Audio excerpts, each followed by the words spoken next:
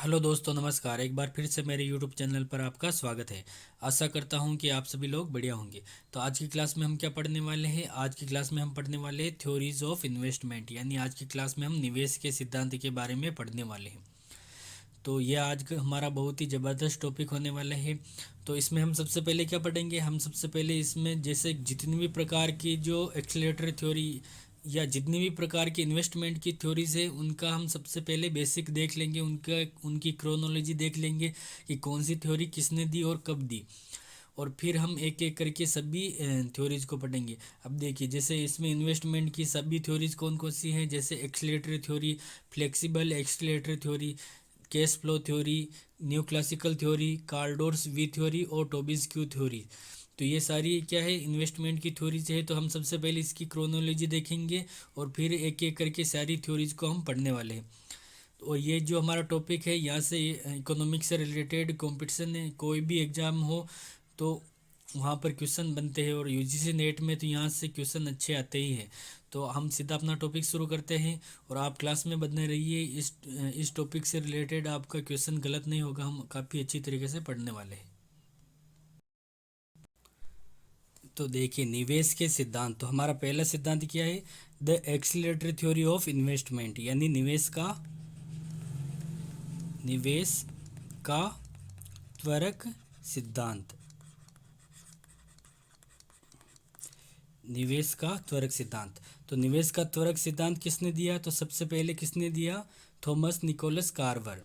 किसने दिया?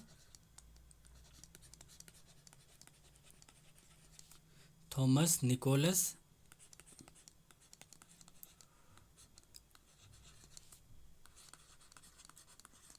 Thomas Nicholas Carver. और इन्होंने कब दिया? इन्होंने दिया 1903 में। 1903 में दिया इन्होंने। अब देखिए, इस इनके बाद किसने दिया? इसके बाद दिया अल्बर्ट एफ्थेलियन।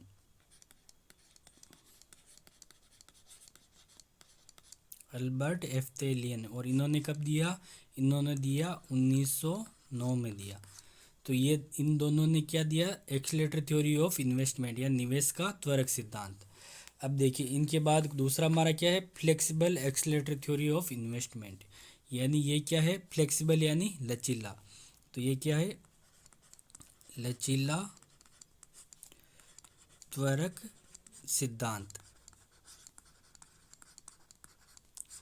लचीला त्वरक सिद्धांत। अब देखिए, ये जो हमारा, ये भी हमारा एक्सीलरेटर थ्योरी है और ये भी एक्सीलरेटर थ्योरी। लेकिन ये क्या है? ये सिंपल है। इसमें क्या है? टाइम लैग नहीं होता, यानी इसमें समय पश्चता नहीं होती है। जबकि इसमें क्या होती है?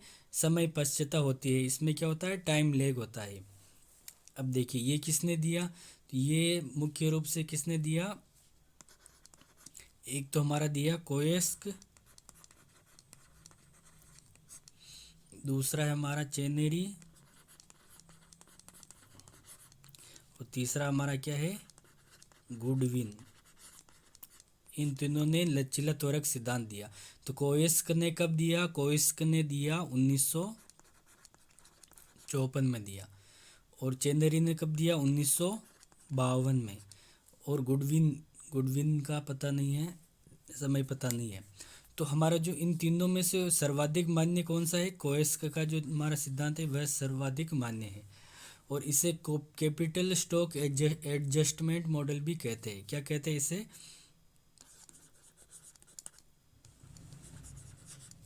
कैपिटल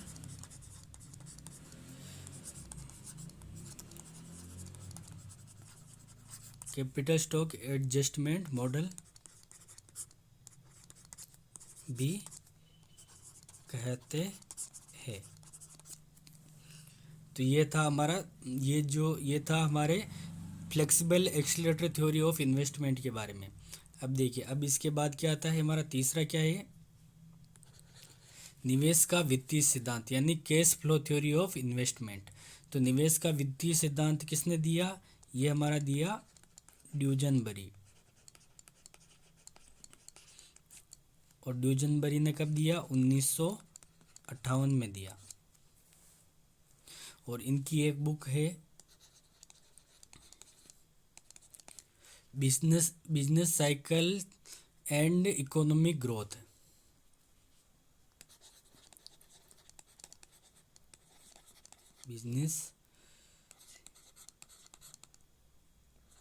बिजनेस साइकिल्स एंड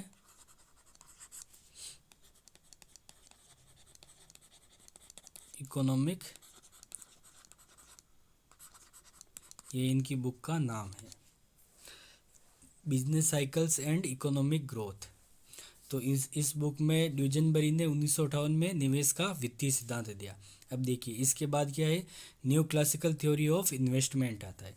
तो देखिए new classical theory of investment किसने दिया, जॉर्गनसन ने। किसने दिया, ये क्या है, new classical theory of investment यानी निवेश का नव प्रतिष्ठित सिद्धांत। तो ये किसने दिया, जॉर्गनसन।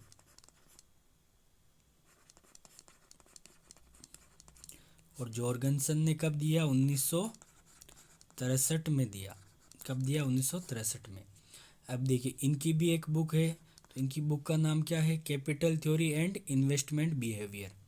बुक क्या है,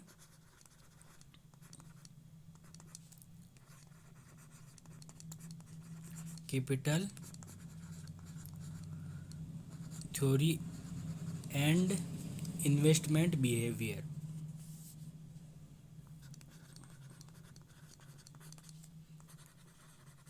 इन्वेस्टमेंट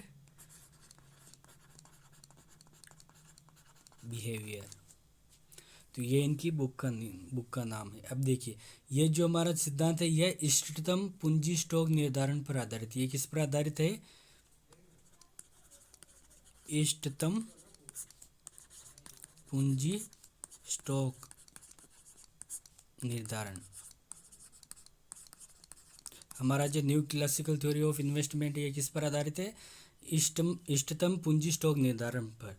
तो ये हम पूरा सिद्धांत में पूरा पढ़ने वाले हैं। और इसका जो निवेश समीकरण है वह फर्म के लाभ अधिकतमकरण सिद्धांत से लिया गया। ये जो है ना, इसका जो निवेश का समीकरण वह फर्म के लाभ अधिकतमकरण सिद्धांत से लिया गया है। अब देखिए इसके बाद हमारा क्या आता है, कार्लडोर्स वी थ्योरी। अब देखिए कार्लडोर का जो वी थ्योरी है, कार्लडोर ने जो वी थ्योरी दी वो कब दी, 1966 में। इसका इतना ही याद रखना है, ज़्यादा इम्पोर्टेंट नहीं है, तो इसका समय याद रखना है। और हमारा क्या है आगे, टोबिन्स क्यू थ्योरी यानी टोबिन का क्यू सिद्धांत। तो ये इन्होंने कब दिया, 1969। इसका समय क्या है, 1969। इसका ऐसे भी बन सकता है कि निवेश का क्यू सिद्धांत किसने दिया, तो किसने दिया, टोबिन ने दिया। अब देखिए हमारा जो निवेश का क्यू सिद्धांत किसने दिया, जेम्स टोबिन ने दिया और 1969 में दिया। और ये जो है ना निवेश एवं पूंजी स्टॉक संबंध,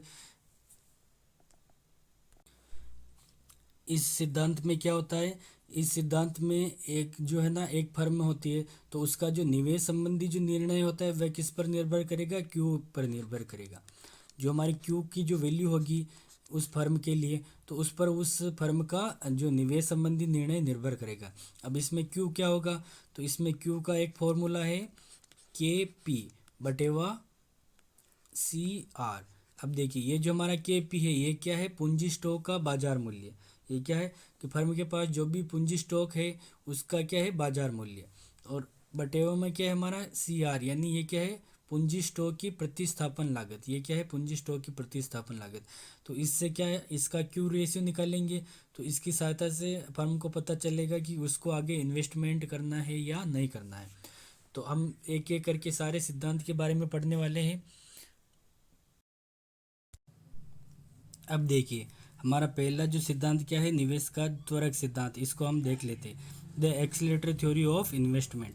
तो ये जो हमारा सिद्धांत है इस पर वैसे मैंने एक पूरी क्लास बनाई हुई है त्वरक सिद्धांत पर। मैंने क्लास किस पर बनाई है, त्वरक सिद्धांत पर। तो ये वही होगा, निवेश का त्वरक सिद्धांत भी पूरा सेम है। तो मैं वैसे शॉर्टकट में यहाँ पर बता देता हूँ जो मुख्य मुख्य बातें हैं। देखिए त्वरक सिद्धांत क्या बताता है कि एक फर्म के उत्पादन की दर में वृद्धि के लिए उसके पूंजी स्टॉक में आनुपातिक वृद्धि की आवश्यकता कितनी होगी। और जो हमारे जो पूंजी स्टॉक से हमारा क्या अभिप्राय है, इच्छित पूंजी स्टॉक यानी डिजायर्ड कैपिटल स्टॉक या ऑप्टिमम या इष्टतम पूंजी स्टॉक होगा। यानी हमारा जो इष्टतम पूंजी स्टॉक उसको हम K से ले सकते हैं। तो इसका जो फॉर्मूला वो क्या बनेगा, ये क्या है हमारा इष्टतम पूंजी स्टॉक। तो इसका फॉर्मूला क्या है, U V into Y T, इसको भी हम के टी से लिख देते हैं। तो देखिए यहाँ पर जो ये क्या है हमारा, ये तो हमारा इष्टतम पूंजी स्टॉक है, और ये क्या है, ये हमारा उत्पादन का स्तर है। और ये जो हमारा वी है, वी हमारा क्या है, हमारा जो वी है ये हमारा है पूंजी उत्पाद अनुपात, पूंजी उत्पाद अनुपात यानी कैपिटल आउटपुट रेशियो। तो ये हमें क्या बताता है, जैसे हम ये मान लेते हैं कि हमारा पूंजी उत्पाद अनुपात क्या है 4/1, यानी उत्पादन की एक इकाई, यानी किसी भी वस्तु के उत्पादन की एक इकाई प्राप्त करने के लिए पूंजी की कितनी इकाइयों की जरूरत पड़ेगी, 4 इकाइयों की जरूरत। ये तो यह चीज़ हमें बताता है पूंजी उत्पाद अनुपात। तो ये हमारा इष्टतम पूंजी स्टॉक का सूत्र है। अब देखिए उत्पादन में कोई भी परिवर्तन से क्या होगा, पूंजी स्टॉक में भी क्या होगा, परिवर्तन होगा। देखिए यहाँ पर जैसे ये वाई टी है, ये उत्पादन है, तो उत्पादन में अगर कोई भी उत्पादन में वृद्धि होगी तो हमारा कैपिटल स्टॉक में भी वृद्धि होगी। तो एक्सेलरेटर थ्योरी में हम क्या देखेंगे कि हमारे जैसे उत्पादन में वृद्धि होने पर कैपिटल स्टॉक में भी कितनी, या उत्पादन में चेंज होने पर कैपिटल स्टॉक में भी कितना चेंज होगा। तो देखिए हमारी जो आउटपुट है इसमें जो हमारा चेंज है उसको कैसे दर्शाएंगे हम, वाई टी, और इसमें से क्या घटाएंगे, पिछले साल का, ये वर्तमान समय का मान लेते हैं उत्पादन है, और इसमें से पिछले साल यानी वाई टी -1 पिछले साल का उत्पादन घटा लेंगे, तो ये क्या होगा, उत्पादन में परिवर्तन, इनटू वी कर देंगे। और हमारा कैपिटल स्टॉक है, इसमें चेंज को कैसे दर्शाएंगे, तो इसमें होगा वर्तमान कैपिटल स्टॉक, और इसमें से क्या घटाएंगे, पिछले साल का कैपिटल स्टॉक, यानी के टी -1। यहाँ पर क्या है, के टी -1। तो ये हमारा क्या है, कैपिटल स्टॉक में परिवर्तन। अब देखिए इसको हम ऐसे भी लिख सकते हैं, के स्टार यानी कैपिटल स्टॉक में चेंज, ये हमारा होगा वी, और ये होगा हमारा वाई टी यानी आउटपुट में चेंज। अब देखिए हम इसको ऐसे भी लिख सकते हैं, ये हमारा क्या है, इन्वेस्टमेंट कौन सा है, नेट इन्वेस्टमेंट। तो इसको हम ऐसे लिख सकते हैं आई एन टी यानी नेट इन्वेस्टमेंट। तो V into del Y T, तो ये हमारा है फॉर्मूला। तो हम हमारा नेट इन्वेस्टमेंट किस पर निर्भर करता है, तो हमारा जो कैपिटल आउटपुट रेशियो उसको किससे मल्टीप्लाई कर देंगे, जितना भी हमारा आउटपुट में चेंज हुआ उससे। यानी हम एग्जांपल से समझ लेते हैं, जैसे हमारा कैपिटल आउटपुट रेशियो है 4 है, हमारा वी क्या है 4, कैपिटल आउटपुट रेशियो है हमारा 4। अब देखिए माना कि 2020 में हमारे जैसे हमारा आउटपुट है 100 इकाइयाँ, हमारा आउटपुट क्या है 100 इकाई। अब 2021 में क्या हो गया, आउटपुट हो गया हमारा 110 इकाइयाँ। तो हमारा आउटपुट में चेंज कितना हुआ, 10 इकाइयों के बराबर। आउटपुट में चेंज कितना हुआ, 10, यानी डेल वाई टी, ये हमारा क्या है 10 इकाइयाँ। तो हमारा नेट इन्वेस्टमेंट, यानी नेट इन्वेस्टमेंट क्या होगा हमारा 4 इंटू 10 बराबर 40, यानी इन्वेस्ट कैपिटल स्टॉक में कितना चेंज होगा, 40 इकाइयों के बराबर चेंज होगा। तो ये था हमारा निवेश का त्वरक सिद्धांत। और इसमें वैसे इसके कुछ डायग्राम भी है, लेकिन मैंने इसका पूरा एक वीडियो बनाया हुआ है, तो आप वहाँ से पढ़ लेवे। हम यहाँ पर ज़्यादा टाइम बर्बाद नहीं करेंगे, इससे अच्छा है कि हम अपना, लेकिन हम इस क्लास में हम इतना ही पढ़ेंगे। हमारा जो दूसरा क्या है, flexible accelerator theory of investment, वह हम अपनी अगली क्लास में पढ़ने वाले हैं। तो आज की क्लास में इतना ही है, और हम एक एक करके निवेश के सारे सिद्धांत पढ़ने वाले हैं।